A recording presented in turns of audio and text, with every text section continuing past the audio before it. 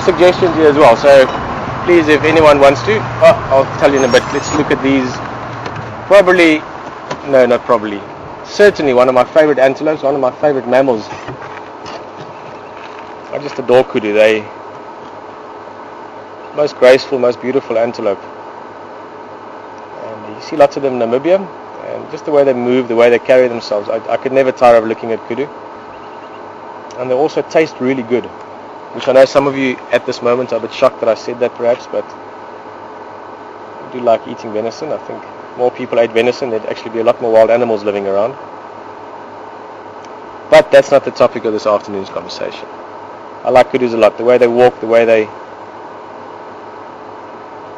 hold themselves. There's something very regal about them, there's something very royal about them. Healthy looking kudus, She got a spot on her ear, that's quite funny. I wonder if it's from an old cut or something.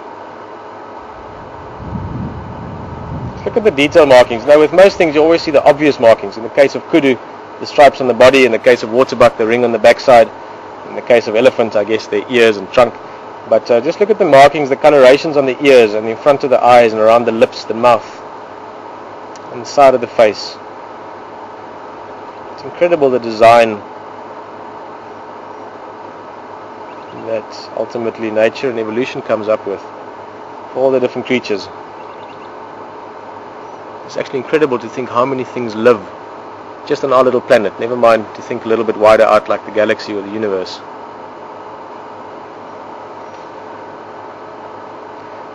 Now I want to go look at what she's looking for, and she doesn't know what she's looking for. She still hasn't found it.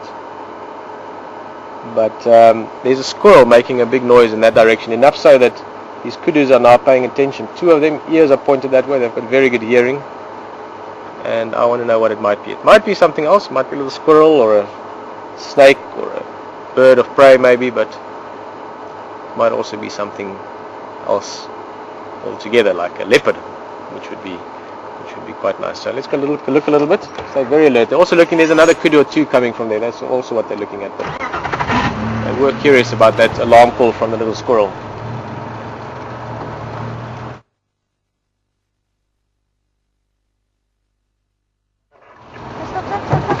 Oh, that is a nice view, Stunning male, that. Look at how, I'm just going to go a little bit back. He's going to move.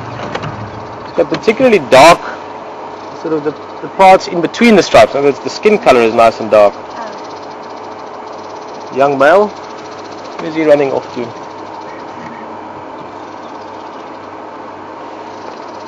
Well, the squirrel has stopped calling, but there's a bird or two calling now.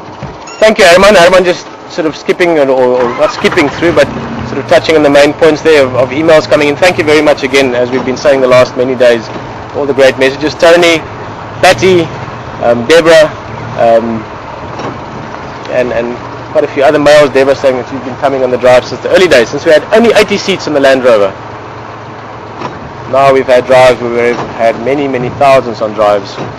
And it's awesome to think back to those days, the early days when we could drive like Quarantine and Zoe's Road. It took us a week to see the Big Five, the first, or a Big Five. Buffalo was the first Big Five sighting we had, up on Zoe's Road Junction, Gallagher Shortcut Junction. That squirrel has stopped now, so I'm guessing maybe it was just something smaller that was bothering it. A squirrel or something, a snake or something. And Patty and Tony also part of Wild Earth for a long time, as I know many of you, and thank you very much. I must maybe mention this as well. There's so many things to say thank you for, so if I forget some of the points, I know you'll forgive me for it. Please do know that we are very grateful for all the different things that we've been experiencing the last while,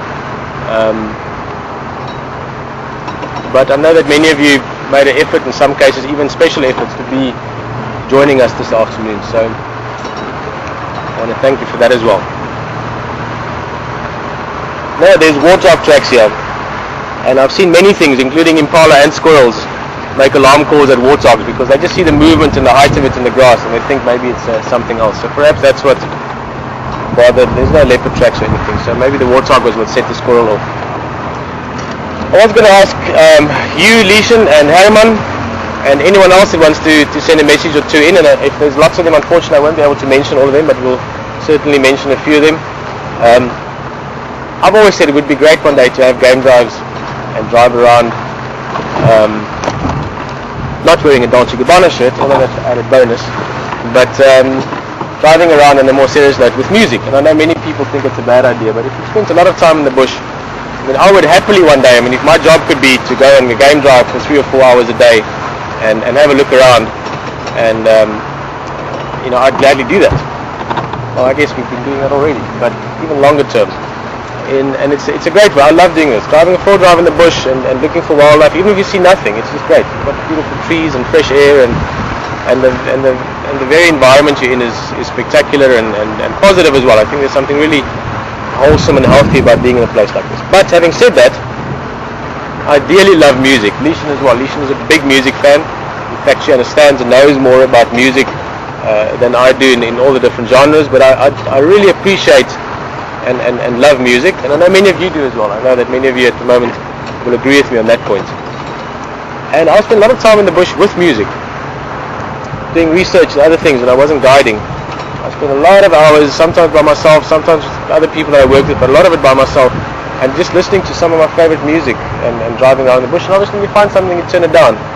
And I've always said that would be great one day to be able to listen to some music while we drive at certain stages, even if it's not necessarily part of the live experience for everyone. But anyway, not to ramble on about the possibilities of it. If we could have one song, Lieschen, if you could, and Herman, if you could choose one song that would sort of be like our song for the afternoon that we drive around on. Today? For today? For now? I don't know about today, because I love music. Yes, I know you love music. But? Can't quite hear music. Yeah, no, Lieschen will be too soft, Herman, but I'll relay for him. I wouldn't want to lose it on a lot of music, but it takes away one of these things that I think you need to be here completely. I hear you. It wouldn't add to the experience for me. It would take away from And I really like Lieschen's opinion there, because I know that almost all of you will agree with her. Look at these Impala just for a few minutes. it.